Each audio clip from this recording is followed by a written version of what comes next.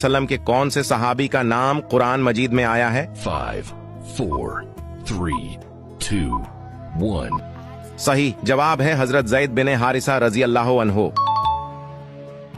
किस औरत का निकाह आसमान पर हुआ था? 5, 4, 3, 2, 1। दुरुस्त जवाब है हजरत ज़ैनब बिनते जहश रजी अल्लाह अन्हा।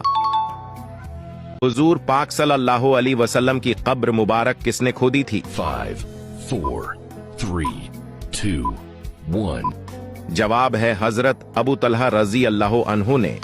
फिरौन ने जब खुदाई का दावा किया तो सबसे पहले किस बदबख्त ने फिरौन को सजदा किया था? 5, 4, 3, 2, 1। सही जवाब है हामान ने। आसमानी किताबों में सबसे पहले नाजिल होने वाली किताब कौन सी है? 5, 4, 3, 2, 1।